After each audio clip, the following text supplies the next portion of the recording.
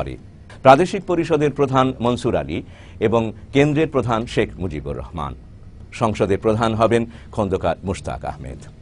শাসনতন্ত্রের জটিলতা নিরসনে শেখ মুজিবের সাথে আলোচনার জন্য ভুট্টো চলে আসেন ঢাকায়। ভুট্টো মুজিব দীর্ঘ আলোচনা হয়।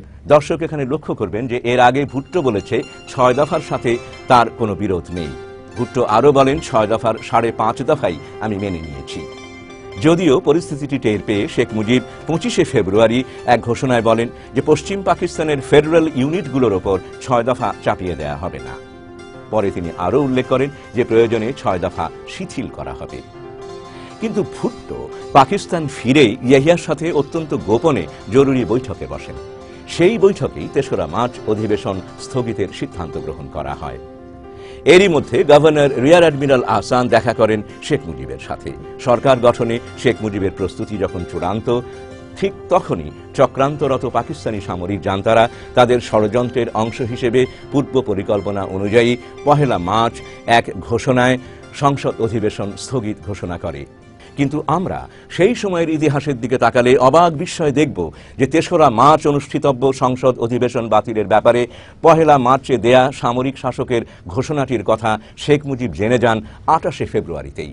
পূর্ব পাকিস্তানের গভর্নর এস.এম. আহসান ২৮শে ফেব্রুয়ারি রাতেই শেখ মুজিবকে গভর্নর হাউসে ডেকে জাতীয় পরিষদ অধিবেশন স্থগিত করার ইয়াহিয়ার সিদ্ধান্তটি জানান। শুনে শেখ মুজিব বলেন, নিঃসন্দেহে আমাদের সঙ্গে প্রতারণা করা হলো, আমাদের পায়ের নিচে মাটি সরিয়ে ফেলা হলো।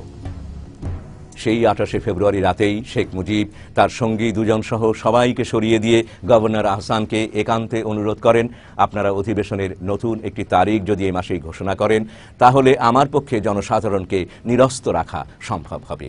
আপনি দয়া করে মুলতবি ঘোষণার পরবর্তী একটি তারিখ ঘোষণা করার জন্য বলুন। শেখ মুজিব হয়তো আশায় ছিলেন ইয়াহিয়া তার অনুরোধে আরেকটি নতুন তারিখ ঘোষণা করবে, তাহলে আর সমস্যা হবে না। সে কারণে তিনি নিশ্চিত মনে ১ মার্চ অধিবেশনের বাতিলের ঘোষণার দিন হোটেল পূর্বানীতে আওয়ামী লীগের সংসদীয় কমিটির অধিবেশনে যোগ দিয়েছিলেন। কিন্তু জাতীয় পরিষদ মুলতবি ঘোষণায় হতচকিত ঢাকাবাসী স্বতঃস্ফূর্ত বিক্ষোভে ফেটে পড়ে। ঢাকা স্টেডিয়ামে আন্তর্জাতিক ক্রিকেট ম্যাচ দর্শক কর্তৃক পরিত্যক্ত হয় এবং প্যান্ডেলে আগুন ধরিয়ে দেওয়া হয়। ছাত্র সম্প্রদায় বিভিন্ন শিক্ষা প্রতিষ্ঠান থেকে রাজপথে নেমে আসে। বিভিন্ন শিল্প এলাকা থেকে শ্রমিকরা দলে দলে মিছিল সহকারে রাজধানী ঢাকার দিকে যাত্রা করে। সকল সিনেমা হল বন্ধ হয়ে যায়। মিছিলকারীদের মুখে স্লোগান ছিল, পাকিস্তানের সাথে সম্পর্ক ছিন্ন করো, বাংলাদেশের স্বাধীনতা ঘোষণা করো, ইয়াহিয়ার মুখে লাথি মারো, বাংলাদেশ স্বাধীন করো। প্রবল বিক্ষোভে ফেটে পড়া উৎক্ষিপ্ত মানুষেরা খুঁজে বার করে শেখ মুজিবকে হোটেল পূর্বানীতেই ১ মার্চেই। ১ ঘন্টারও কম সময়ের মধ্যে হাজার হাজার লোক হোটেল ঘেরাও করে।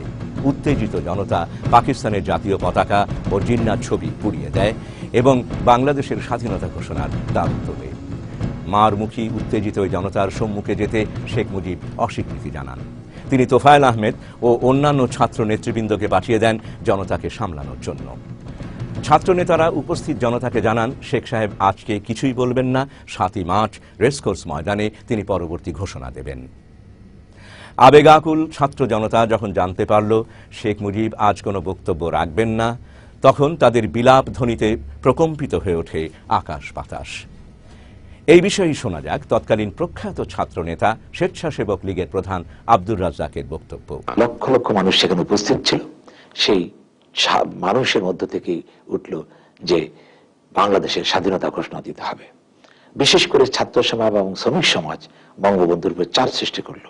বঙ্গবন্ধু আমাদেরকে পাঠালেন, আমি বক্তৃতা করলাম, তোফায়েল আহমদ বক্তৃতা করলো এবং আরো দু একজন বক্তৃতা করলেন, কিন্তু কারো কথাই তারা মানতে না ছিল। বিশেষ করে ছাত্র সমাজ সেখানে আমরা যখন বললাম যে আজকে নয়, বঙ্গবন্ধু সময় মতো ঘোষণা দেবেন, তখন ছাত্ররা মাটিতে গড়িয়ে কাঁদতেছিল। আমার মনে আছে সে কথাটা।